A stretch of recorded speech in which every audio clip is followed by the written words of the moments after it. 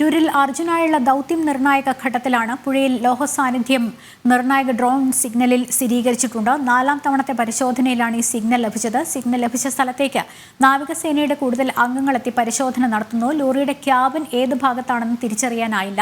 ദൗത്യത്തിന്റെ പൂർണ്ണ വിവരങ്ങൾ വൈകിട്ട് ലഭിക്കുമെന്നാണ് കാർവാർ MLA പറഞ്ഞത്. അതേസമയം മുങ്ങൽ വിദഗ്ധർക്ക് നദിയിൽ ഇറങ്ങിയുള്ള പരിശോധന ഉണ്ടായേക്കില്ല. അടിയൊഴുക്ക് ശക്തമായതാണ് കാരണമെന്ന് നേവി PRO അറിയിച്ചിട്ടുണ്ട്. വിവരങ്ങളുമായി അരുണും ആനന്ദും ശ്രീജിത്തുണ്ട്. ആദ്യം ആനന്ദിലേക്കാണ്. ആനന്ദ്, ഈ നേവിയുടെ PRO ഇതുമായി ബന്ധപ്പെട്ട് മുങ്ങൽ വിദഗ്ധരുടെ പരിശോധനയുമായി ബന്ധപ്പെട്ട് ഏറ്റവും പുതിയ അപ്ഡേഷൻ എന്താണ് നൽകിയത്?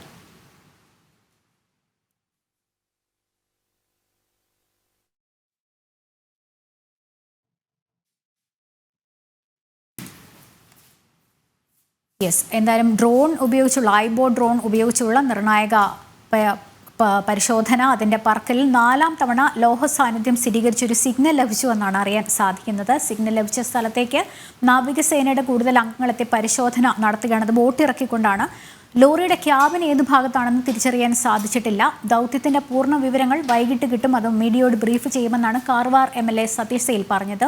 ഒപ്പം തന്നെ മുങ്ങൽ വിദഗ്ധരുടെ നദിയിലേക്ക് ഇറങ്ങിയുള്ള പരിശോധന അത് ആവശ്യമാണ്. കാരണം മനുഷ്യ സാന്നിധ്യം ഇനി സ്ഥിരീകരിക്കേണ്ടതുണ്ട്, അർജുനെ കണ്ടെത്തേണ്ടതുണ്ട്, ലോറി ഉയർത്താനുള്ള ശ്രമങ്ങൾ നടത്തേണ്ടതുണ്ട്. അതുകൊണ്ട് തന്നെ ഡൈവേഴ്സ് അതിലേക്ക് ഇറങ്ങേണ്ടതിൻ്റെ ആവശ്യകത. പക്ഷേ മുങ്ങൽ വിദഗ്ധർ നദിയിലിറങ്ങിയുള്ള പരിശോധന അവരുടേതായി ഉണ്ടായേക്കില്ല എന്നുള്ളതാണ്. ഇന്നത്തേക്കാണെങ്കിൽ പോലും അടിയൊഴുക്ക് ശക്തമായതാണ് കാരണമെന്നാണ് നേവിയുടെ PRO അറിയിച്ചിരിക്കുന്നത്.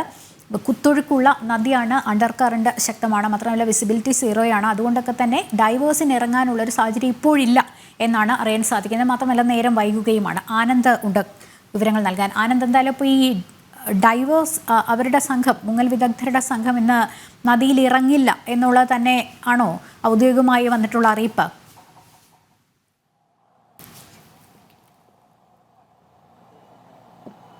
ലക്ഷ്മി, ഇപ്പോൾ ഈ ഒരു നിമിഷത്തിൽ ഈ ഒരു രക്ഷാദൗത്യം, അതായത് ഈ പുഴയിലിറങ്ങിക്കൊണ്ട് ഡൈവേഴ്സിന്റെ ഒരു രക്ഷാദൗത്യം അനിശ്ചിതത്വത്തിലാണെന്ന് വേണമെങ്കിൽ നമുക്ക് പറയാം. കാരണം ഈ അടിയൊഴുക്ക് കുറയുന്ന ഒരു സാഹചര്യം അവിടെ കാണുന്നില്ല. രാവിലെ മുതൽ മഴ ഇല്ലെങ്കിലും, മഴ മാറി നിൽക്കുന്ന അന്തരീക്ഷമാണെങ്കിൽ കൂടി, പക്ഷേ പുഴയുടെ അടിയൊഴുക്ക് ശക്തമായി തന്നെ തുടരുകയാണ്. വിസിബിലിറ്റി, അതായത് ദൃശ്യപരത വളരെ കുറവാണ്.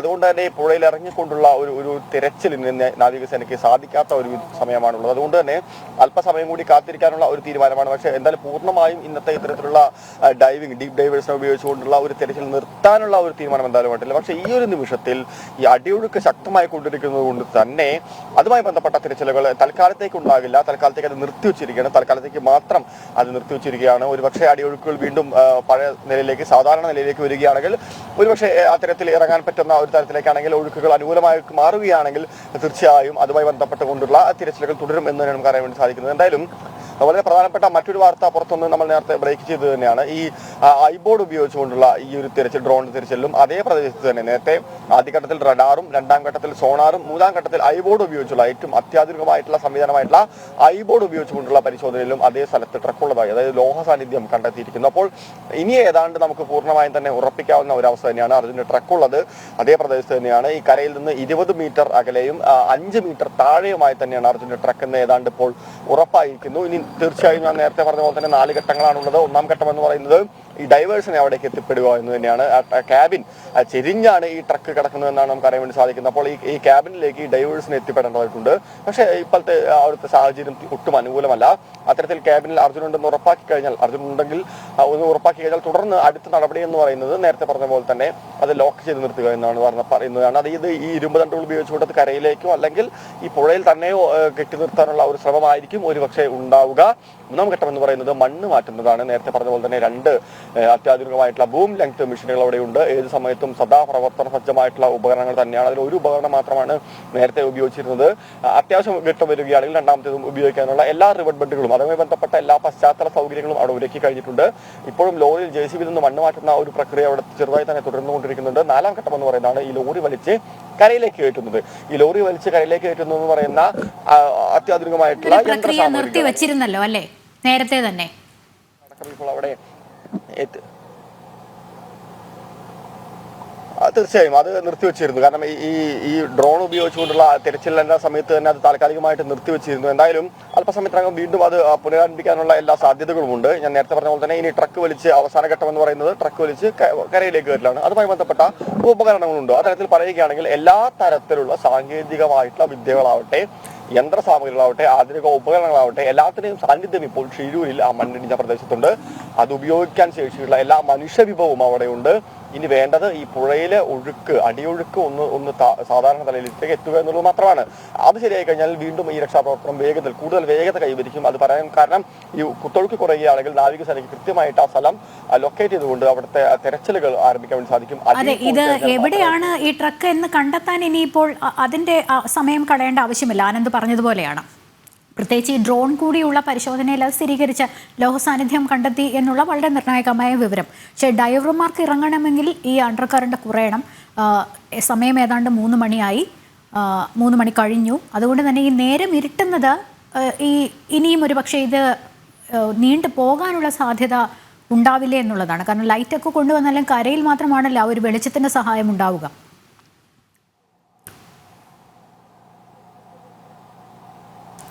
തീർച്ചയായും ലക്ഷ്മി, അത് തന്നെയാണ് അവിടുത്തെ ഏറ്റവും പ്രധാനപ്പെട്ട പ്രശ്നം എന്ന് പറയുന്നതും. കഴിഞ്ഞ ദിവസങ്ങളിലൊന്നും 6 മണിക്ക് ശേഷം അത്തരത്തിൽ ഈ തിരച്ചിൽ നീണ്ടിരുന്നില്ല. അതായത് ഈ മുങ്ങൽ തിരച്ചിലുകളൊന്നും 6 മണിക്ക് ശേഷം നീണ്ടിരുന്നില്ല. 7 മണിയോട് കൂടി തന്നെ കഴിഞ്ഞ ദിവസം കരയിലെ തെരച്ചിലും, അതായത് ഈ ബൂം ലെങ്ത് സംവിധാനം ഉപയോഗിച്ചുകൊണ്ടുള്ള തെരച്ചിലും അവസാനിപ്പിച്ചിരുന്നു. പ്രധാനപ്പെട്ട പ്രശ്നം എന്ന് പറയുന്നത് ഈ വെളിച്ചത്തിന്റെ പ്രശ്നം തന്നെയാണ്. രാത്രി ആവുമ്പോൾ കൂടി തന്നെ ഈ കരയിൽ തിരയുകയാണെങ്കിൽ നമുക്ക് അതുമായി ബന്ധപ്പെട്ടുകൊണ്ടുള്ള മറ്റേ ലൈറ്റുമായി ബന്ധപ്പെട്ടുകൊണ്ട് പ്രകാശ സംവിധാനങ്ങളോട് ഒരുക്കാൻ വേണ്ടി സാധിക്കും. പക്ഷേ ഈ പുഴയിലേക്ക് ഇറങ്ങുമ്പോൾ അത് എത്രത്തോളം പ്രായോഗികമാണ് എന്നുള്ള ഒരു സംശയം ബാക്കിയാവുന്നുണ്ട്. അത് തന്നെയാണ് ഇതിന്റെ ഏറ്റവും വലിയ പ്രശ്നവും.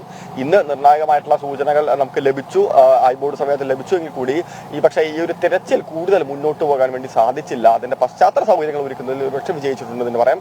മറ്റെല്ലാ കാര്യങ്ങൾ കൊണ്ടും, അതായത് ഈ ഞാൻ നേരത്തെ സൂചിപ്പിച്ചു വന്ന 2 ബൂം ലെൻഡുകൾക്കും ഇറങ്ങാൻ പാകത്തിനുള്ള എല്ലാ സംവിധാനവും ഇവിടെ ഇപ്പോൾ ഒരുക്കിയിട്ടുണ്ട്. പക്ഷേ ഈ ദൗത്യം കൂടുതൽ വേഗത കൈവരിക്കണമെങ്കിൽ ഈ അടിയൊഴുക്ക് കുറയേണ്ടതായിട്ടുണ്ട്. ഈ നേരത്തെ പറഞ്ഞ പ്രധാനപ്പെട്ട കാര്യങ്ങളൊന്ന് ഈ ഐബോർഡിന്റെ ഒരു സാങ്കേതിക വിദ്യ തന്നെയാണ്. അതായത് ഇന്റലിജന്റ് ഡിറ്റക്റ്റീവ് ഒബ്ജക്ട് സിസ്റ്റം എന്നാണ് അതിന്റെ പേര്. Intelligent buried detection objective system എന്നാണ് അതിന്റെ പേര്. അത് ഇപ്പോൾ സൈന്യം ഉപയോഗിക്കുന്നതിൽ ഏറ്റവും ആധുനികമായിട്ടുള്ള ഒരു ഉപകരണമാണ്. 2024 മെയ്യിലാണ് ആ ഒരു ഉപകരണത്തിന്റെ ട്രയൽ നടക്കുന്നത്. പ്രത്യേകിച്ച് ഉത്തരാഖണ്ഡുമായി ബന്ധപ്പെട്ട മണ്ണിടിച്ചിലുകളെല്ലാം ഉണ്ടായ സമയത്ത് തന്നെയാണ് അത്തരത്തിലൊരു ആവശ്യകത, ഇത്തരത്തിൽ അത്യാധുനികമായിട്ടുള്ള ഒരു ഉപകരണത്തിന്, ഒരു ഡ്രോണിന്റെ ആവശ്യകതയിൽ നിന്ന് തന്നെയാണ് ഇത് രൂപം കൊള്ളുന്നതും പ്രത്യേകിച്ച് രാജ്യത്തിന്റെ സൈന്യം ഇത് ഉപയോഗിച്ച് തുടങ്ങുന്നതും. ഡൽഹിയിലാണ് ഇത് ആദ്യമായിട്ട് ഉപയോഗിക്കുന്നതെന്നാണ് നമുക്കറിയാൻ വേണ്ടി സാധിക്കുന്നത്. ഇതിന് മറ്റു പ്രത്യേകതകൾ ഈ 2.5 കിലോമീറ്റർ ഉയരത്തിൽ വരെ, അതായത് 2.4 കിലോമീറ്റർ ഉയരത്തിൽ വരെ തിരച്ചിൽ നടത്താൻ വേണ്ടി ഇതിന് സാധിക്കുമെന്നുള്ളത് തന്നെയാണ്. മാത്രമല്ല മറ്റൊരു പ്രധാനപ്പെട്ട കാര്യം, ഈ മണ്ണിനടിയിലേക്ക്, അതായത് ഇപ്പോൾ ഈ ഗനി പ്രദേശത്തെല്ലാം 20 മീറ്റർ താഴെ വരെ ഇത് ഉപയോഗിച്ചുകൊണ്ട് തിരച്ചിൽ കൃത്യമായി നടത്താൻ വേണ്ടി സാധിക്കുന്നുണ്ട്. ഇനി വെള്ളത്തിലേക്ക് പോവുകയാണെങ്കിൽ 60 തൊട്ട് 70 മീറ്റർ വരെ ആഴത്തിൽ വെള്ളത്തിൽ പരിശോധന നടത്താനും സാധിക്കുമെന്ന് തന്നെയാണ്. ഇവിടുത്തെ പ്രധാനപ്പെട്ട കാര്യം അത് തന്നെയാണ്. അതായത് ഇപ്പോൾ ട്രക്ക് കടക്കുന്നെന്ന് കണ്ടെത്തിയിട്ടുള്ള സ്ഥലം എന്ന് പറയുന്നത് വെള്ളത്തിൽ നിന്ന് ഏകദേശം 5 മീറ്റർ താഴെയാണ്. അതുകൊണ്ട് 60 മുതൽ 70 മീറ്റർ വരെ വളരെ കൃത്യതയോട് കൂടി തന്നെ ഈ ഐബോർഡ് സംവിധാനം ഉപയോഗിച്ചുകൊണ്ട് നമുക്ക് പരിശോധന നടത്താനും വിവരങ്ങൾ ലഭ്യമാക്കാനും വേണ്ടി സാധിക്കും. അതുകൊണ്ട് തന്നെ ആ ഒരു പ്രശ്നവും നിൽക്കുന്നില്ല. മറ്റൊന്ന്, ഈ കാലാവസ്ഥയെ പ്രതിരോധിക്കുന്നതിനുള്ള ഒരു വൈദഗ്ധ്യമാണ്. അതായത് ഇപ്പോൾ വീശിയടിക്കുന്ന കാറ്റാവട്ടെ, അതായത് ഇപ്പോൾ മണിക്കൂറിൽ 40 കിലോമീറ്റർ വരെ വേഗതയിൽ കാറ്റ് വീശിയടിച്ചാലും കനത്ത മഴ പെയ്താലും ഈ ഡ്രോൺ സംവിധാനം ഉപയോഗിച്ചുകൊണ്ട് പ്രവർത്തിക്കാൻ വേണ്ടി പറ്റും, പരിശോധന നടത്താൻ വേണ്ടി പറ്റുമെന്ന് തന്നെയാണ് അതിന്റെ മറ്റൊരു പ്രധാനപ്പെട്ട കാര്യം എന്ന് പറയുന്നത്. ഈ മനുഷ്യ സാന്നിധ്യം തിരിച്ചറിയുന്നതിന് എത്രത്തോളം കൃത്യതയുണ്ട് എന്നുള്ള കാര്യത്തിൽ ഒരു സംശയമുണ്ട്. നാവികസേന അതുമായി ബന്ധപ്പെട്ട് ചില സംശയങ്ങൾ പറയുന്നുണ്ട്. എന്നാലും അത് സാധിക്കും, ചെറിയ തോതിൽ മനുഷ്യന്മാരുടെ സാന്നിധ്യം അറിയുമെന്നാണ് ഇതുമായി ബന്ധപ്പെട്ട വിദഗ്ധർ പറയുന്നത്. പക്ഷെ നാവികസേന ആ കാര്യം മാത്രം അത്ര കൃത്യതയോട് കൂടിയിട്ട് ഇപ്പോഴും സ്ഥിരീകരിച്ചിട്ടില്ല, അല്ലെങ്കിൽ അതിൽ കൂടുതൽ അപ്ഡേഷൻസ് വരേണ്ടതുണ്ട്.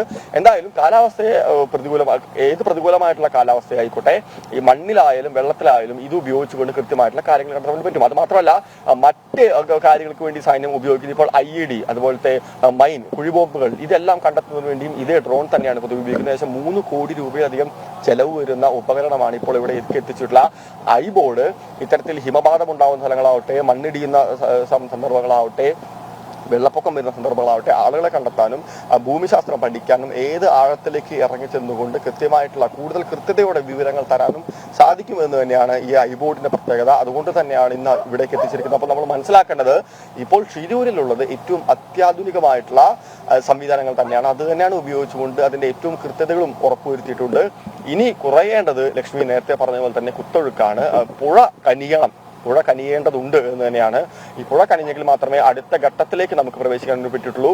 എല്ലാ സർവ്വസന്നാഹങ്ങളും, അത് സാങ്കേതിക വിദ്യ ആവട്ടെ, മനുഷ്യവിഭവമാവട്ടെ, എല്ലാം ഇപ്പോൾ അവിടെ ഉണ്ട്. ഇനി വേണ്ടത് പുഴ കനിയുക എന്ന് തന്നെയാണ്. മറ്റൊരു പ്രധാനപ്പെട്ട കാര്യം, നേരത്തെ പുറത്തു വന്ന പ്രധാനപ്പെട്ട ഒരു വാർത്ത ഈ ലോറിയുമായി ബന്ധപ്പെട്ടുകൊണ്ടാണ്. ഈ ലോറിയിലുണ്ടായിരുന്ന തടികൾ എന്ന് പറയുന്നത് ഇതിന് ലോറി ഉടമ തിരിച്ചറിഞ്ഞിട്ടുണ്ട്. 4-5 തടികൾ ഏകദേശം 1.2 കിലോമീറ്റർ അകലെ നിന്ന് 4 തടികൾ ഒഴുക്കിൽപ്പെട്ടിട്ടുണ്ട്. അത് കണ്ടെത്തി, അത് തിരിച്ചറിഞ്ഞുവെന്നും അദ്ദേഹങ്ങളോട്, നമ്മളോടക്കം ജന ടിവിയിലടക്കം അദ്ദേഹത്തിന്റെ ഒരു പ്രതികരണം ഉണ്ടായിരുന്നു.